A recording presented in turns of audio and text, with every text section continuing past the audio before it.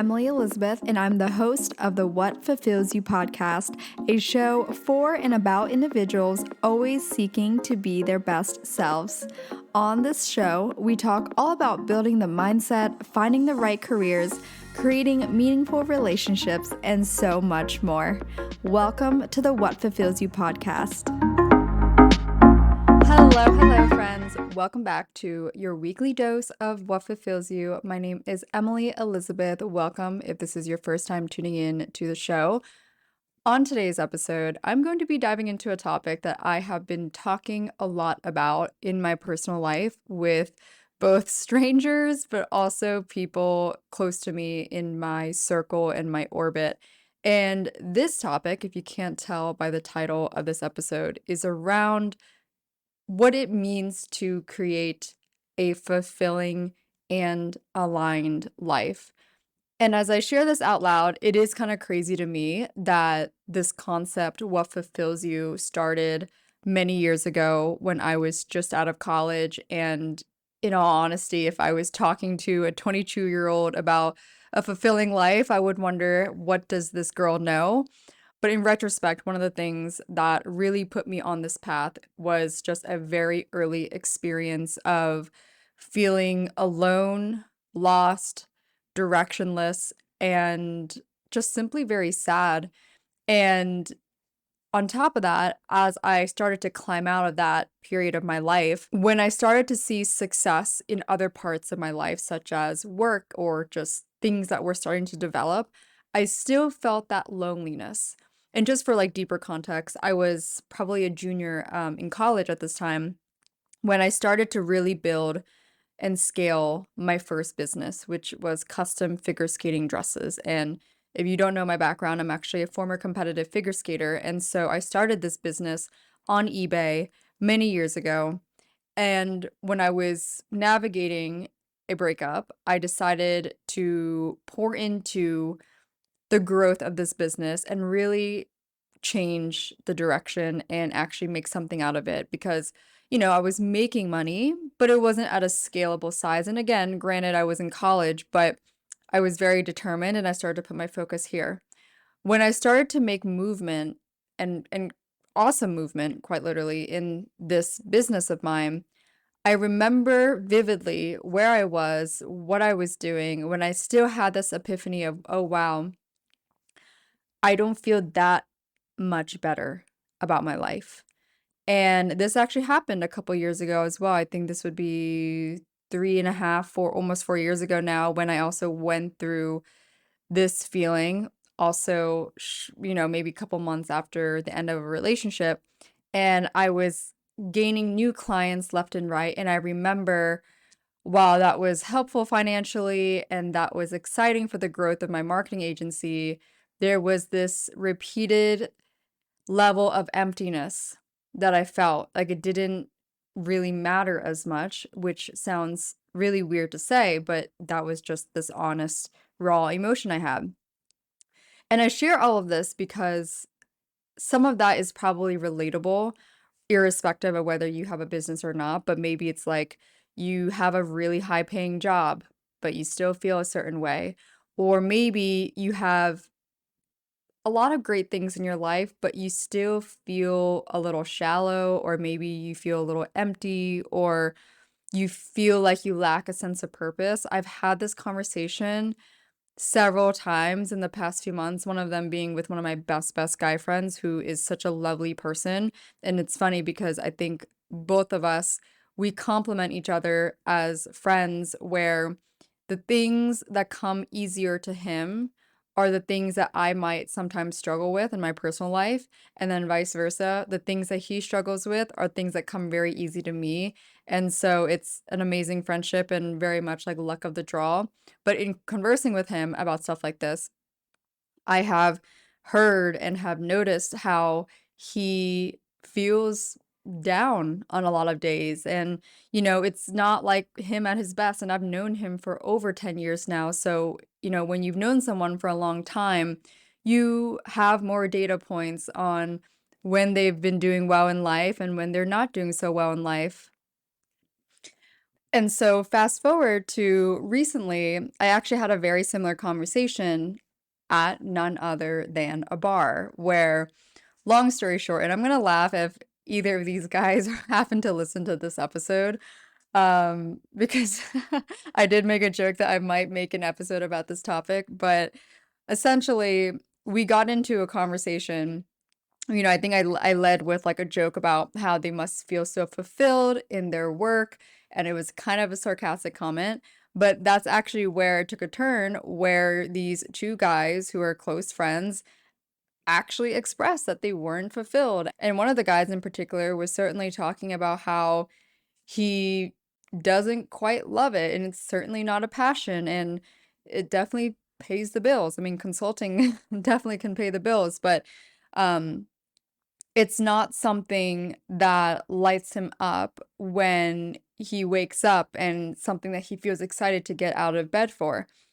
And in this conversation, they talked about not being so sure what their passion is or how to pursue passion and whatever.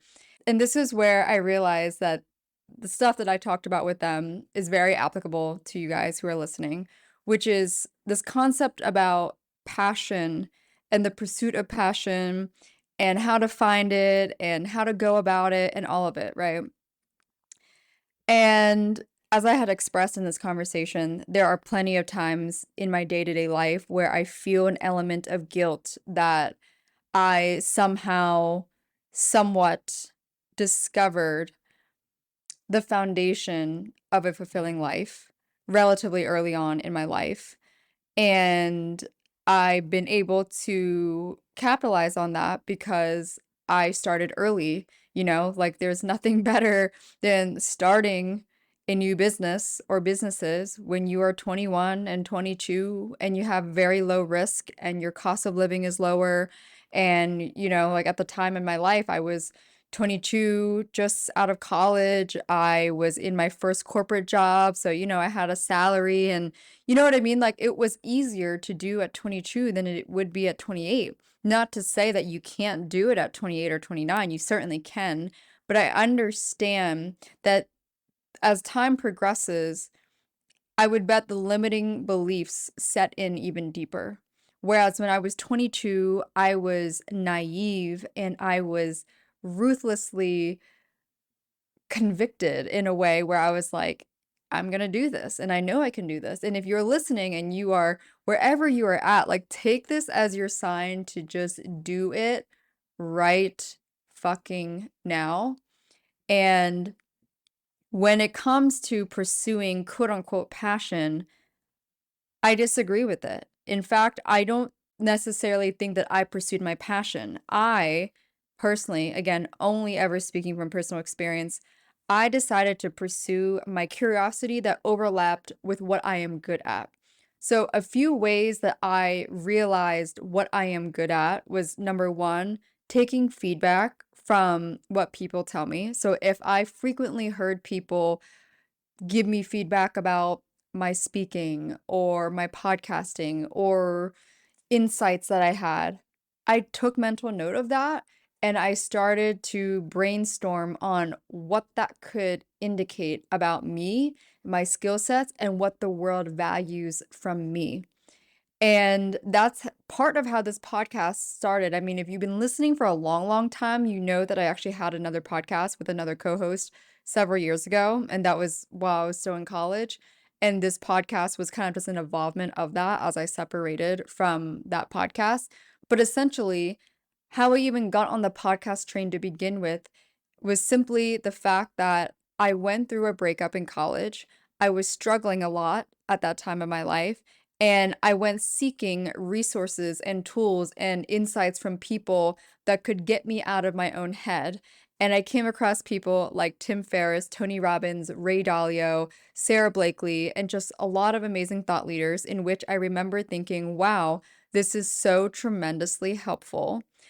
I love everything that they share. The only thing that I wish is that maybe it was someone a little bit younger, so maybe less than a 10-year age gap from me, and someone that also spoke a little bit more about life and personal, even female things, not just the grand scheme of life and things and all of it and especially business. And again, granted, these people were, 15, 20 plus years older than me as I'm listening to them, but that's kind of then how I saw a space in the market for what I wanted. And naturally, when you are entrepreneurial, you end up creating the product or thing that you were trying to solve in the first place. Like you are solving the problem that you had. And that is, I think, a very tried and true aspect of entrepreneurship. A lot of people tend to end up doing that. Like they create the thing that they wish that they had. But my point in sharing all of that is my discovery of podcasting didn't come from passion. It came from curiosity and genuine interest. In other words, it didn't matter if someone was going to pay me to do this. I wanted to do it. I knew I had curiosity. Let me share another example, though, of a curiosity that wasn't really the best fit for me. I grew up watching YouTube for years, and I used to pretend to talk to a camera, and I used to pretend that I was filming videos and all of that, which, by the way, looking back, I remember recalling, like, okay, this is an indicator of something I'm interested in, or maybe something I want to do at some point in my future. Let's put a pin on it, right? Because now, like, my career isn't too far off from what I pretended to do. You know, when you're like a 12-year-old and you're like, you're pretending to do the thing that you want to do. That's essentially what I piggybacked on off of. However, when I did my stint at trying YouTube and vlogging, which you can certainly go through the internet and you can find my vlogs from like 6, 7 years ago. While I was good at it, maybe I wasn't great and it wasn't the format that was best for me. And that I would say is like maybe a quote unquote failed curiosity, if you will. Not in a negative way, just in the, okay, noted, like this isn't for me, but maybe I'm getting warmer. And so obviously, when I discovered podcasting, when I saw the impact it had on me, and then I decided to try it out, that's when I realized, oh, wow, I think podcasting is more for me. So maybe it wasn't YouTube and being a vlogger and whatnot, but instead it became podcasting and of course elements of content creation as it evolved from the influencer space, right? Like I tapped into that world around 2018 and then it became a bigger market from I would say 2020 onwards. And so I just had luck of the draw to be in the right place at the right time and having started at the most ideal time for me in my personal life, which is just about, halfway through college and then getting more serious with it as I graduated from college. And so, to all that to say, it wasn't ever necessarily passion, it was just curiosity and interest. It was the thing that I wanted to do after work. It was the thing that just lit me up, that like made me think about so many ideas. My passion could be tennis or figure skating, right? But to make a career out of it would be quite challenging. And it's not to say that I wouldn't want to pursue it, but I don't think the curiosity and the skill set are strong enough to make it a viable option. So that's why figure skating and tennis remain now my adult hobbies, right? Obviously, I had that in my life for 10 plus years, almost 15 plus years, but that would be an example of me pursuing a passion and making a career out of it. Whereas I looked at my skill set. So again, I didn't do YouTube because it wasn't really a strong skill set of mine, and my video editing at the time was not as good. But then I pivoted to podcasting and then I found my jam there and I kept with it for the past 5, 6 years. Another example of that is when I started my marketing agency,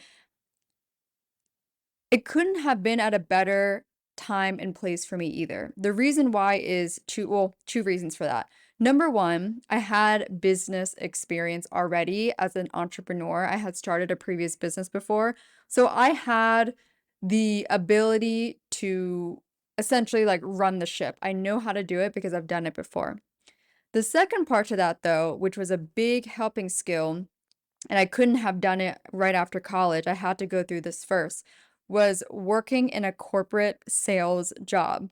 this corporate sales job that I worked at for just like a little under a year and a half, I learned so much about pitching, closing, prospecting, emails, like a whole system of things that really propelled me forward when I combined all of my skill sets from a professional level, from the marketing that I fucked around with when I was in college. And when I say fucked around with, I mean like I was on the Instagram social media marketing game before it became a thing. I just at the time never knew what that skill was gonna turn into, right? Like, some could have said I was wasting my time or I was doing stupid shit on Instagram, but in reality, it ended up, again, just it ended up being a skill set that I built upon for years, and then in the right moment, when I started a marketing agency, that's when that skill became very valuable, and I was able to charge for it. So I didn't charge for it in my first year of doing it, but if you really add up all the years that I worked on that skill, it was probably like year 5 that I started this marketing agency and was getting paid a monthly retainer by clients for this skill set, on top of other things that I played around with in college, from photography, video editing, photo editing, all of it. It ended up being a strong combination to open up this agency. And again, it's not like a passion of mine, it's not a deep passion. However, I was able to combine curiosity, which is like business, entrepreneurship, marketing, the social media landscape in general, curiosity right there. And then combining that with the skill set. I am good at this, right? Like I knew it because it was a proven concept. And once I landed my first client and I had good results with them, and they were referring me, and then the future clients were referring me to other people. That's how I knew this was going to be a valuable business for me because it's combining the two things that are most important for me to enjoy the work that I do. And on top of that, when it comes to both the podcast and my marketing agency, the biggest lesson and curve I've learned there too is like a third component to all of that is impact. You obviously want to be working with people or interviewing people or whatever in the context of your work. You want to be impacting and working with people that mean something to you. So when it came to my marketing agency, I ended up picking an industry that I have interest and one could say passion in. Like a lot of my clients are in the hospitality, hotels industry, and very, very few are like a product-based business that is something that I genuinely am interested in and would be a customer myself. But again, that is just being aware that I'm not gonna sign, I don't know, like a a dental place, you know, or I'm not gonna sign a law firm or I don't know, like there's so many different businesses that I could do marketing for, but I ended up narrowing it down based on the types of people I wanted to impact and who the end customer is. And, you know, for me, I love traveling, I love hospitality, I love hotels. So there's this psychological element of understanding the end consumer and who we are marketing to that made it really fun for me and also such a no-brainer when it came down to like who do I want to work with. I think something else that is really relevant about this topic is that you do not have to quit your full-time job and go and do something entrepreneurial. You can if you want to, and it's certainly a possibility, but I'm also sharing that it doesn't have to be one way or the other. And what I mean by that is you can find other ways to implement fulfilling elements in your life. So maybe that is something that's part-time work that brings more joy to your life than your full-time job. That could be one way to do it. But it doesn't have to be like all or nothing, is what I'm trying to say. Like, for example, something else I added 2 years ago was basically coaching all year round. I teach figure skating all year round, and I teach students who are at a competitive level and who are doing shows and competitions and actually preparing them for it. And obviously, I don't do that full time. And there are a lot of coaches who do that full time because coaching in a sport like figure skating is very lucrative because it is a very costly sport. But something like that, it brings me joy. And I don't have the capacity to do it full time because I have other things that are my priorities, like the podcast and my marketing company. However, it doesn't mean that I wrote it off as, something for me to do and another means of income. It's something I do only twice a week, and that's okay. It brings joy. It puts a pause in my normal, daily, weekly life. And the people I get to impact are my students who are young, who are 6, 7, 8 years old, who are learning, growing, developing. And for me, it's such like a full circle moment because I am giving back to what I feel like is like the younger version of me and speaking to her in a way that I would have wanted to have been spoken to and encouraging her mentally and psychologically in like a positive way, like being so mindful and aware that the way I speak to the person will leave a very deep impact. And so all of those things are just really fulfilling for me. And again, it didn't just have to be one thing. In my case, it just happens to be that I've been able to be very fortunate to do the things that I do at a full-time scale and not have to report to anyone. And if that is something you want for yourself, I 100% suggest going for it because if you know something about yourself and your tendencies and how you work well and who you work well with and all of that, I think it's best that you go towards that rather than staying in the same place for a long time in your life because one day, whether you like it or not, it will eat you alive. It will catch up to you where your body will scream at you and quite literally tell you, like, hey, man, or hey, girl, like, wake up. It's time for you to do the things that just feel aligned with you and feel connected to you. And that's actually one of the big pushers I had when I left my corporate sales job. It was so loud and clear to me that this was time. I knew I wanted to leave eventually. I knew I wanted to eventually go and start my own marketing company and all of that. But what really pushed me over the ledge was when I had two entrepreneur friends put money on the line, and they told me I owed them $500 each if I did not leave my job by April 30th, 2021. And what happened was I ended up leaving a week earlier than that date. And having that pressure, while it seems scary, it was quite literally the biggest catalyst that enabled me to actually make a move and go forward because I talked about it since January of that year that I was eventually going to leave, but I had no end date. And like a lot of things in life, with no specific objective or goal, you will float and you will float for a long time until you feel so frustrated and miserable that you also have to then climb out of that misery and then get yourself back up on, equilibrium, and then you can like move forward and actually go in the direction that you want to go in. So all of that is obviously related to career and what you want to do for a living. And if you are a listener of this podcast, you probably are at least relatively ambitious and you want to have something for yourself. And again, this is not tailored towards anything entrepreneurial. It's more about getting clear on how you want to spend your time on this earth. And obviously, we need to do something in order to make money to pay our bills, right? And so my thought process has always been, why not do something that I am good at and that I enjoy and I can somehow build longevity in, meaning it might not be this thing forever, but it's something that I can utilize to pivot in the future.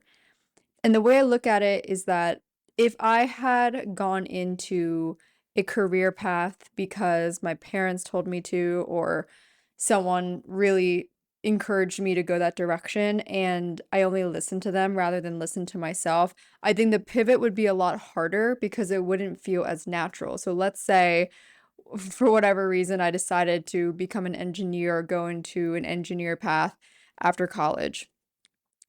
It would take me a lot longer to get to this point where I am now, which probably would have been like a natural gravitation anyways, if that makes sense, because I feel naturally drawn to the things that I am doing right now. And that's a big element of how I know that there is a stronger likelihood for this being more long lasting, because when it's something you enjoy and you naturally enjoy, it's also something that you're going to be more willing to spend time on because you enjoy the thing. And so those two combined makes you more competitive in a job market, let's say, or any market for that matter, compared to someone who doesn't enjoy it as much and therefore isn't as willing to dedicate as much time to build their skills in that realm. And that's one of the messages I was talking about at the bar with these two guys, which is that, why are we so focused on this idea of passion when, ironically, if you focus on something you are good at and something you are curious about, so those two combined, more often than not, that combination is going to be a fulfilling path for a professional career in work. Because again, there's a lot of things that I'm sure all of us are passionate about, but not everything we're passionate about is something that we are pretty highly competent in. And when you are highly competent in something, it makes doing the thing easier. And if it comes easier to you, it more often than not is more enjoyable. Someone that sucks at sales should just not keep trying sales unless it's something that they do enjoy and that skill is not being built yet, right? But if you don't have the skill and you don't love it because you don't love talking to people, or that's just not your jam and you're not as highly competitive and you don't have the personality for it, don't keep pushing in a direction that actually doesn't make sense, because you will not outcompete or outlast anyone that has those two things combined. And lastly, I want to touch on, separate from career building and figuring out the what you want to do with your time and your life and how you want to make a living. I think it's very important to remember along the way, none of it is worthwhile without the people and without the relationships. And something that I've talked about with entrepreneur friends as well at a somewhat recent entrepreneur dinner, was the concept of how much time does one choose to allocate towards catching up with friends or friends and making time with friends, all of that during the week. And I think that ranges per person.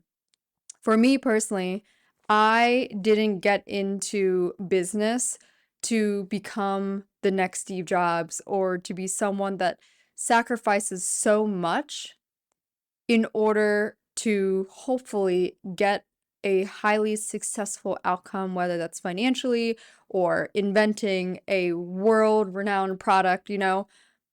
There are people out there like that. Elon Musk is another example, but for me, that's not the kind of life I want. There's a big cost to that. And what's important to me, again, coming from personal experience, where I had a chapter of my life from the age of, I would say, like 20 to maybe halfway through 21, so like a year and a half of not having deep, meaningful, fulfilling relationships. And it was because of that lack that I had my epiphany during college that I could be gaining so much in other domains of my life. And without this, my life still feels empty and not as complete and whole. And it made more sense when I heard people like Tony Robbins talk about fulfillment and life fulfillment, and really how we measure the quality of our life. It is always, always, always going back to the quality and depths of our relationship. And if it's not something you've experienced yet, then either it's going to happen one day, or hopefully you actually have that realization and you invest into the right things sooner than later. And my intention in sharing that is that even though I've chosen an entrepreneurial path, and there are elements of sacrifice or things that I do that maybe my other friends wouldn't do, such as working on the weekend, or, I work when I'm on vacation as well. Like, I don't mind that. But something I will not sacrifice is not pouring in to my friendships and relationships. So how that looks on a week to week and monthly basis is often FaceTiming and talking to my friends wherever they live, like very frequently. One of my best friends, we talk on the phone at least twice a week, if not more. And my other girlfriend, we'll randomly FaceTime each other every now and then. She's my college best friend, and we've lived in different cities ever since graduating. When it comes to relationships and dating, it's like I make time for that as well. I make space for that. My balance with that is it's not something I'm outwardly looking for or seeking, but it's also not something I close the door to, right? So it's kind of like a very balanced energy at least in my opinion, in my experience. And how I remain proactive in the other dynamics in my life is actually just making plans with people. I've come to learn with my personality, I am the one that takes initiative a little bit more than other people, and I'm okay with that. As long as I see people reciprocating or people like actually genuinely interested in spending time together and whatnot, I'm happy to be the one that kind of initiates the planning. And I've seen this in, like, for example, my best friend from high school. She's constantly getting pulled left and right, so sometimes it is hard for her to initiate the same way, but every single time I spend time with her, she's always reciprocating. Her energy is always there. She's always saying yes, like she's always down, but sometimes initiating is just not her cup of tea and not at the forefront. And that's okay. And I think that's something you have to keep in mind as well when it comes to relationship building. It's not always personal. Actually, most of the time, it's not personal. It's okay to be the one that takes initiative. And especially when this is your life, okay? You're going to win some, you're going to lose some. But if you want a certain life and a certain lifestyle and certain types of people in your orbit and a certain type of career or certain financial level or anything, everything is in your power. It's in your hands. Like you can take initiative to get towards that. It's a question of how badly do you want it? Or rather, how much suffering are you willing to take on? Because my breaking point, I think, when it came to my old life in my corporate job and just having a very different life than I do now, was when I had to ask for the ability to work in a different time zone, which was just 3 hours ahead. So I was asking to work Eastern time than Pacific time. At the time, I was at my corporate sales job, but it was remote, in order to go to Miami for my friend's birthday. And I remember that was the final straw for me. I knew that I did not enjoy the feeling of having to report to someone in that way where I have to kind of ask permission for how I use my time and where I'm spending my time, despite the fact that the results and in my sales job, like my quota, like I remember I was doing great. So I knew it wasn't a performance issue. It was just simply the structure that this job, and I would say a lot of corporate jobs tend to be. Again, it's a little different now. I know it's like remote hybrid, those things exist, but still there are moments where when you're in a structure that just doesn't fit you well, that can be very constraining and can also feel very limiting on what kind of life you can have. And so for me, that was what propelled me forward to just really getting clear and intentional with how I'm going to build my life forward and really betting on the fact that the time and energy I pour into this now, 5 to 10 years from now, so I'm at year 5 now, 5 years later, I will get to reap the dividends and the rewards of pouring in that early. So even if you're pouring in now, no matter how old you are now and what stage you're at life now, your life will be incrementally better 5 years from now just by what you're doing right now, just by what you decide to change in your life today. So, with that being said, I hope this solo episode gave you some food for thought and gave you some things to think about when it comes to your life and how you want to spend your time and who you want to spend your time with, and truly what kind of legacy you want to leave for your own life and for years to come because you have it in you It's just a matter of you finally taking action. That was all for today's episode. As always, I hope you enjoyed this. And if you've been a longtime listener or you haven't rated and reviewed the podcast yet, it would mean the world if you could quickly rate and review the podcast. You can do it on Spotify, Apple, wherever you listen. And as always, I love talking with you guys, especially in the DMs. And so if you have any feedback, comments, curiosity, anything, please don't be a stranger. I really mean it. DM me on Instagram at Emily E. Duong or at What Fulfills You. Thanks again for tuning in, and I will chat with you all in the next episode.